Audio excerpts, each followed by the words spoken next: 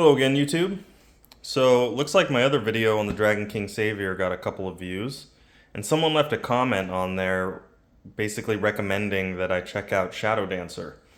And funny enough, I just got one in. So, I figure I'll do another video and kind of do an overview on this custom Shadowdancer that I purchased from Sortis.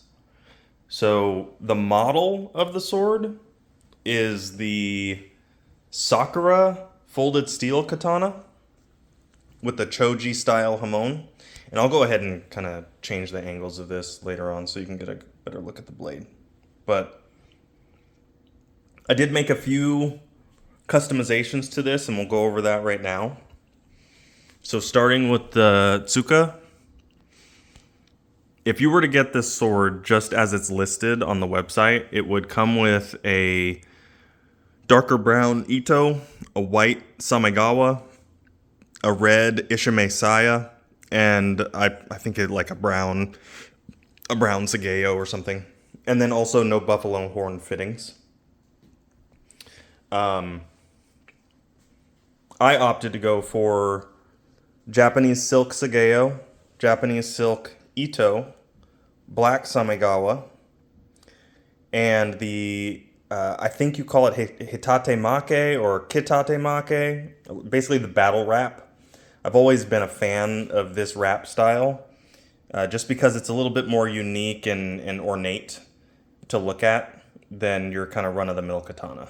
So I've always loved the look of that. I also got the Hishigami Pro option. So they put little triangles of paper in the folds of these knots that supposedly makes it much tighter. Now, I will say that this is not the tightest Ito wrap I've ever seen. You can definitely move these around a little bit, and I'm not really... This is about as much as I can move it, but I can certainly move this a lot more than I can the Dragon King Savior. As far as the fittings, I think they're beautiful. Really nice.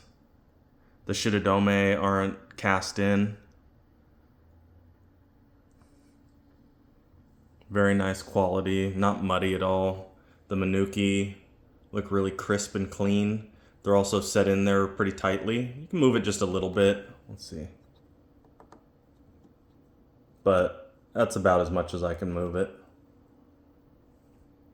Give you a close-up of the ray skin. Nothing real special about the ray skin, but it does look nice.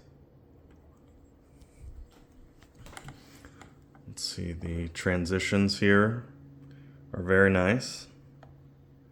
And the waisted shape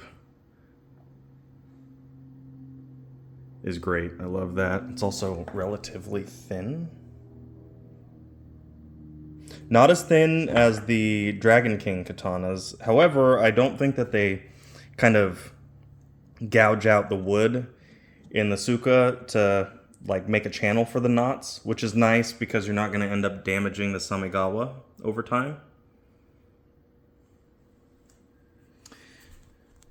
The Tsuba was a custom decision. David at Sortis contacted me after I made the order and let me know that Shadowdancer was currently out of stock on the less ornate one that comes with the sword normally. So I opted for this one. I think it kind of looks similar, and it's got this antiqued look to it that I think goes really well with the color theme that I went with. And then let's kind of move over to the Saya. So the Saya is just I opted for a black lacquer, buffalo horn fittings. The Japanese silk Sageo. This is the knot that it came with. It's pretty loose. Could be better. But I love the color scheme. I think it looks great. And honestly, I'm nitpicking here. So, and then I also opted for the Samegawa kind of overlay here. I'm not sure if this is real Samegawa or if this is just made to look the part. It might be real. Not sure. But it looks great nonetheless. So let's talk about the blade a little bit.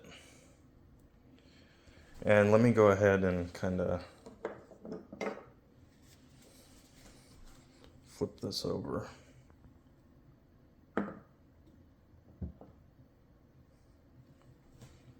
And I'll show you as best I can kind of the pattern on the blade, the hamon. So when I initially went to purchase this, I was just obsessing over that beautiful choji hamon that you see a lot on the Hanbon Forge katanas. And then also Swordus has a video on their YouTube of a kochoji hamon with Hazuya polish katana, and I was just obsessing over that. I think it looks amazing. So I thought that was the sword I was getting.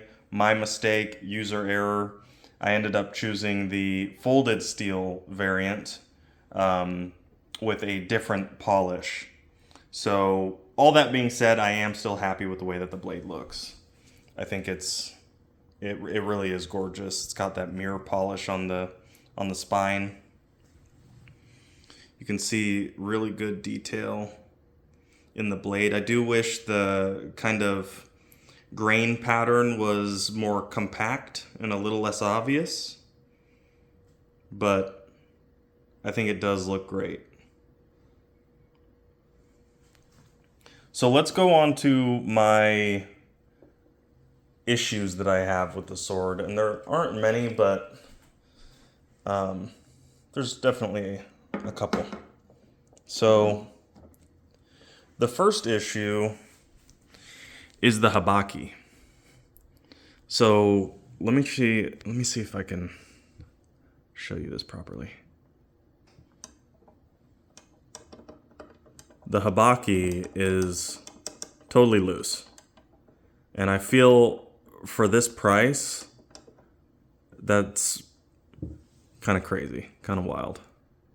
I do love the copper. And then also, when I first took this out of the sword bag and took it out of the saya, it did have fingerprints on it and it was tarnished. So I had to work on that a little bit to get that out, which was a bummer. And then we'll talk about this in a second. But my other biggest complaint here is the sword is just not that sharp. And especially on the tip here near the Kasaki. I'll go ahead and flip this over one more time so that we can get a good visual of this. It basically looks like they forgot to sharpen the tip here. I mean, it's essentially dull here. I don't know if you can see that, but it's pretty dull. Really a bummer. And this is after stropping it for like an hour. It just seems to me like someone forgot to sharpen the tip. I don't know. But that was a big disappointment to me. For such a beautiful blade, it would have been nice to see some more effort put into kind of the fit and finish. And then finally, let's talk about this interruption in the hamon.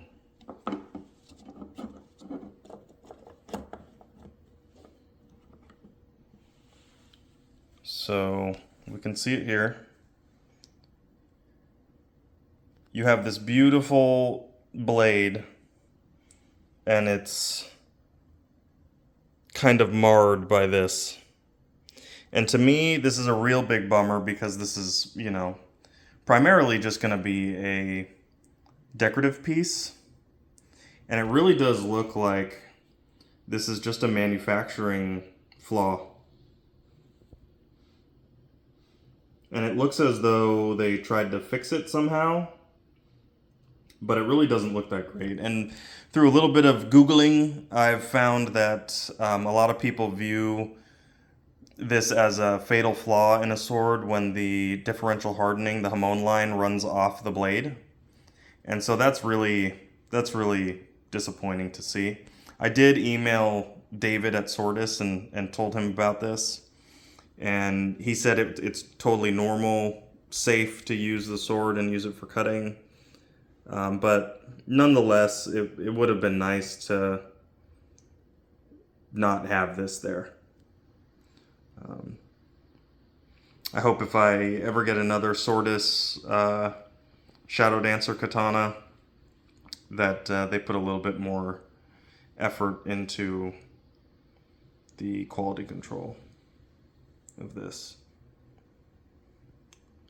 But overall, I would say for the price, I'm happy to. This is my first custom katana. I'm happy with the way the colors came out, the fittings. I think it makes it for a great conversation piece. I think it's got a lot of character to the blade that is really interesting to look at. But the issue with the hibaki, the blade being dull on the tip, and then also this here is a little bit of a disappointment. So maybe that's something that they can improve on in the future. But anyway, that's all I got, guys. I have two other swords that I haven't made videos on. The Romance of Men Fukyo katana and the Dragon King Autumn Leaf katana. So if you guys are interested in seeing a breakdown of those, close-ups, all that jazz, let me know. Otherwise, peace. See you next time.